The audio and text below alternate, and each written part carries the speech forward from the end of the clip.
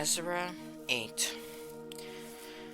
These are the family heads and the genealogical records of those who returned with me from Babylon during the reign of King Artaxerxes.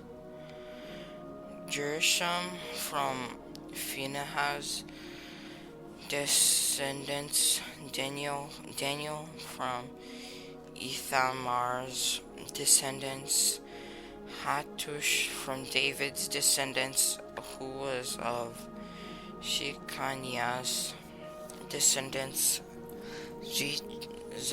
Zechariah from Parish's descendants, and 150 men with him who were registered by genealogy.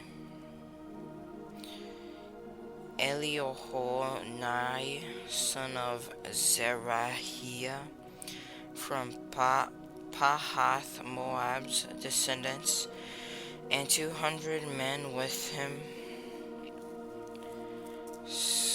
Shechaniah, son of Jahaziel, from Zattu's descendants, and 300 men with him.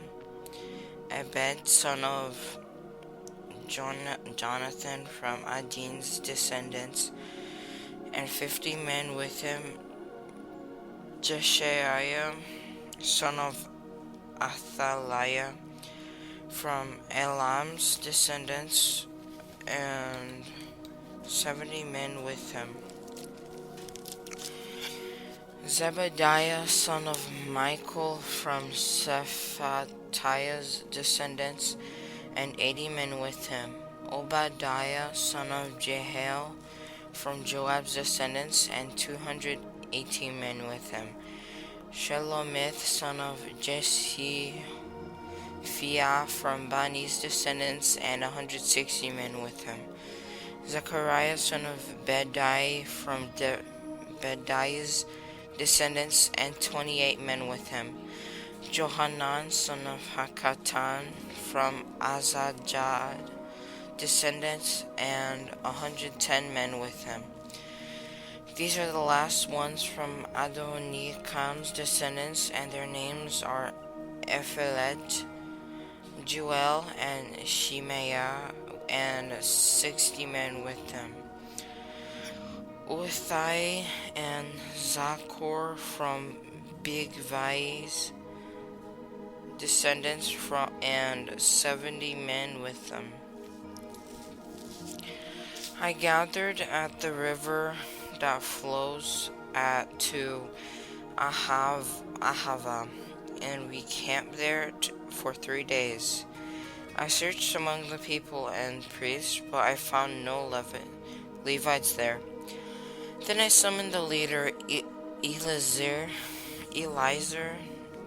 Ariel, Shemaiah, Elnathan, Jerib, Elnathan, Zechariah, and Meshulam, as well as the teachers Joel, Arib, and Elnathan. I sent them to Iddo, the leader at Cassiphia, with a message for him and his brothers, the temple servants at Cassiphia, that they should bring us ministers from the house of your God. Since the gracious hand of our God was on us, they brought us Sherebiah, a man of insight from the descendant of Mahli, a descendant of Levi, son of Israel, along with his sons and brothers, 18 men, plus Hashabiah, along with Jeshaiah, from the descendants of Merari, and his brothers and their sons, 20 men. There were also 220 of the temple servants who had been appointed by David, and the leaders for the work of the Levites. All were identified by name.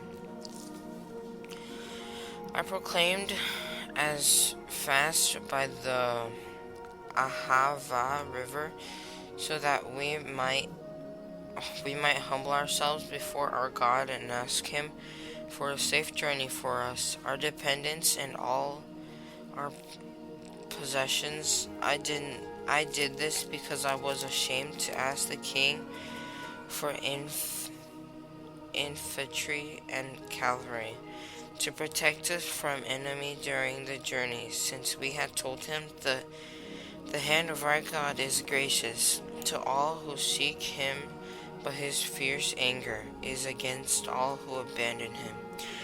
So we fasted and pleaded with our God about this, and he was receptive to our prayer. I selected 12 of the leading priests along with Sherebiah,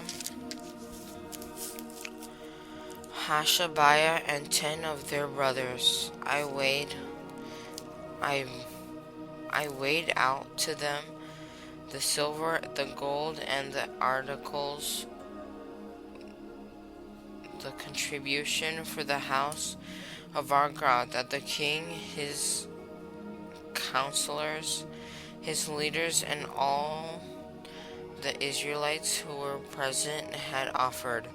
I weighed out to them 24 tons of silver articles weighing 7,500 pounds, 7,500 pounds of gold, 20 gold bowls worth 1,000 gold coins, and 2 articles of fine gleaming bronze, as valuable as gold. Then I said to them, "You are holy to the Lord, and the articles are holy. The silver and gold are free will offering to the Lord God your ancestors. Guard them carefully until you weigh them out in chamber of the Lord's house before the leading presents, Levites, and heads of the Israelites' families in Jerusalem."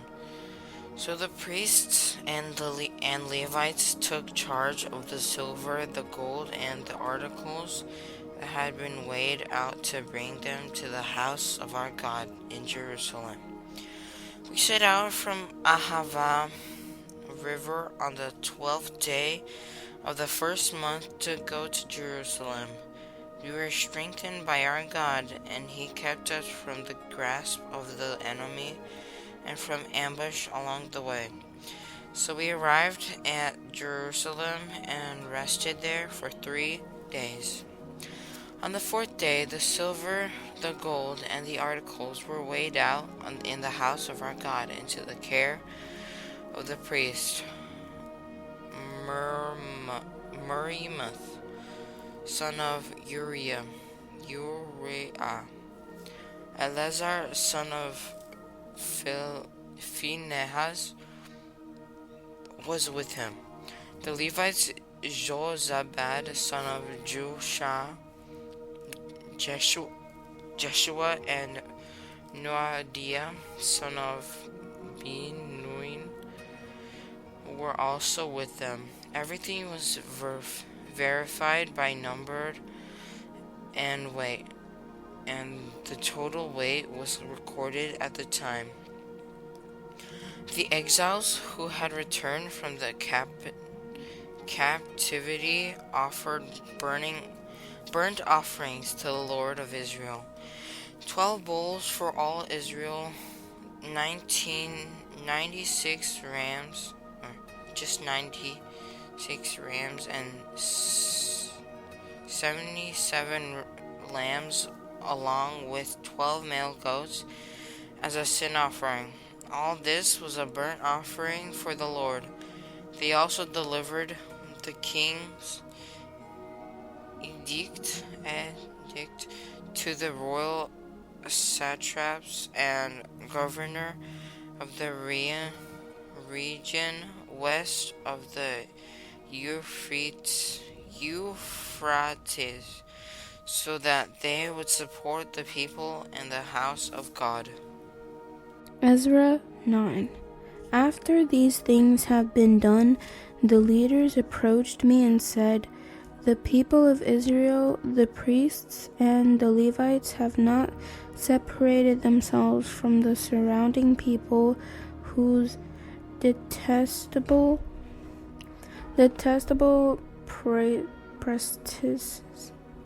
practices are like those of the Canaanites, Hittites, Perizzites, Jebusites, Ammonites, Moabites, Egyptians, and Amorites. Indeed, the Israelite men have taken some of their daughters as wives for themselves and their sons, so that the holy seed has become mixed with the surrounding peoples. The leaders and officials have taken the lead in this unfaithfulness. When I heard about this report, I tore my tunic and robe, pulled out some of the hair from my head and bared, and sat down devastated. Everyone who trembled at the words of the God of Israel gathered around me because of the unfaithfulness of the exiles, while I sat devastated until the evening offering. At the evening offering, I got up from my time of humiliation with my tunic and robe torn. Then I fell on my knees and spread out my hands to the Lord my God, and I said, "My God, I am ashamed and embarrassed to lift my face towards you, my God, because your iniquities are higher than our heads, and our guilt is as higher as the heavens. Our guilt has been terrible from the days of our ancestors until the present, because our iniquities we have been handed over, along with our kings and priests, to the surrounding kings and to the swords, captivity, plundering, and open shame as it is today. But now, for a brief moment, grace has come from the Lord our God to preserve a remnant for us and give us a stake and in his holy place. Even in our slavery, God has given us a little relief and light to our eyes. Though we are slaves, our God has not abandoned us in our slavery.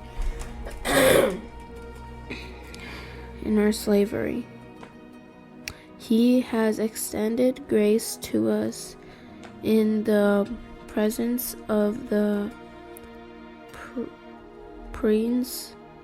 pressing kings, giving us relief so that we can rebuild the house of our God and repair its ruins, to give us a wall in Judah and Jerusalem. Now, our God, what can we say in light of this? For we have abandoned the commands you gave through your servant, the prophet, saying, "The land you are entering to possess is in impure land. The surrounding people have filled it from end to end with their uncleanness, by their impurities and detestable prices. So do not give your your daughters to their sons in marriage, or take their daughters for your sons. Never pursue their welfare or prosperity, so that you will be strong. Eat the good things in the land and leave it as an inheritance to your sons forever.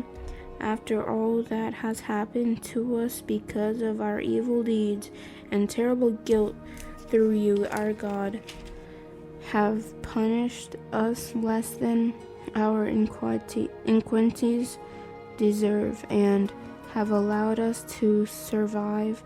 Should we break your command again and intermarry with the people who commit these detestable practices? Wouldn't you become so angry with us that you would destroy us, leaving neither remnant nor survivor? Lord God of Israel, you are righteous, for we survive as a remnant. Today, here we are before you with our guilt through, though no one can stand in your presence because of this. Ezra chapter 10. While Ezra prayed and confessed, weeping and falling face down before the house of God, an extremely large assembly of Israelites, men, women, and children gathered around him. The people also wept bitterly. Then Shechaniah, son of Jehiel, and Elamite, responded to Ezra, "We have been unfaithful to our God by marrying foreign women from the surrounding peoples. But there is still hope for Israel in spite of this. Therefore, let's make a covenant before our God to send away all the foreign wives and their children, according to the counsel of my Lord and of those who tremble at the command of our God. Let it be done according to the law. Get up, for this matter is your responsibility, and we support you. Be strong and take action." Then Ezra got up and made the leading priests, Levites, and all Israel take an oath to do what had been said. So they took the oath. Ezra then went from the house of God and walked to the chamber of Jehohanan, son of Eliashib, where he spent the night. He did not eat food or drink water, because he was mourning over the unfaithfulness of the exiles. They circulated a proclamation throughout Judah and Jerusalem that all the exiles should gather at Jerusalem. Whoever did not come within 3 days, would forfeit all his possessions according to the decision of the Lord and elders, and would be excluded from the assembly of the exiles. So all the men of Judah and Benjamin gathered in Jerusalem within the 3 days. On the 20th day of the 9th month, all the people sat in the square at the house of God, trembling because of this matter and because of the heavy rain. Then the priest Ezra stood up and said to them, "You have been unfaithful by marrying foreign women, adding to Israel's guilt. Therefore make a confession to the Lord and the God of your ancestors, and do his will. Separate yourselves from the surrounding peoples and your foreign wives." Then all the assembly responded loudly, "Yes, we will do as you say. But there are many people, and it is the rainy season. We don't have the stamina to stay out in the open. This isn't something that can be done in a day or two, for we have rebelled terribly in this matter. Let our leaders represent the entire assembly. Then let all those in our towns who have married foreign women come at appointed times, together with the elders and judges of each town, in order to avert the fierce anger of our God concerning this matter." Only Jonathan, son of Asahel, and Jezaiah, son of Tikva, opposed this, with Meshullam and Shabbathai, and Levite supporting them. The exiles did what had been proposed. The priest Ezra selected men who were family heads, all identified by names, to represent their ancestral families. They convened on the first day of the 10th month to investigate the matter. And by the first day of the first month, they had dealt with all the men who had married foreign women. The following were found to have married foreign women from the descendants of the priests, from the descendants of the Jeshua, son of Jozadak, and his brothers Mazzaiah, Eleazar, Jerib, and Gedaliah. They pledged to send their wives away, and being guilty, they offered a ram from the flock for their guilt. Hanani and Zebediah from the Immer's descendants, Mazzaiah, Elijah, Shemaiah, Jael, and Uzziah from Haram descendants, Elionai, Messiah, Mishmael, Nathaniel, Jozabad, and Elisa from Peshur's descendants. The Levites, Jozabad, Shimei, Kelea, that is Kelita, Perthahiah, Judah, and Eleazar. The singers, Eliashib, the gatekeepers, Shalom, Telem, and Uri. The Israelites, Parosh's descendants, Ramiah, Izah, Malshijah, Mijamin, Eleazar, Machshiza, and Benaiah. Elim's descendants, Metaniah, Zechariah, Jehiel, Abdi, Jeremoth, and Elisha. Zatu's descendants, Elianai, Elishib, Metaniah, Jeremoth, Zabad, and Aziza. Bebe's descendants, Jehohanan, Hananiah, Zabai, and Athlai. Bani's descendants, Meshullam, Maluk, Adaiah, Jashub, Sheol, and Jeremoth. Pethoth's Moab's descendants, Adnah, Shalal, Benai, Messiah, Mataniah, Bezalel, Benui, and Mazzaiah. Harim's descendants, Eleazar, Ishtijah, Melchijah, Shemaiah, Shimeon, Benjamin, Maluk, and Shemariah. Hashem's descendants, Matanai, Matatah, Zabad, Eliphelet, Jeremiah, Manasseh, and Shimei. Bani's descendants, Mahadi, Amram, Uel, Benaiah, Bedaiah, Sheluhi, Zeneah, Meramoth, Elishib, Metaniah, Metanai, Jasu, Bani, Binui, Shimei, Shelemiah, Nathan, Adai, Mechnebei, Shashai, Sharai, Azarel, Shalumiah, Shamariah, Shalom, Amariah, and Joseph. Nebo's descendants, Jael, Metiah, Zabad, Zabina, Jadai, Joel, and Benaiah. All these had married foreign women, and some of the wives had given birth to children.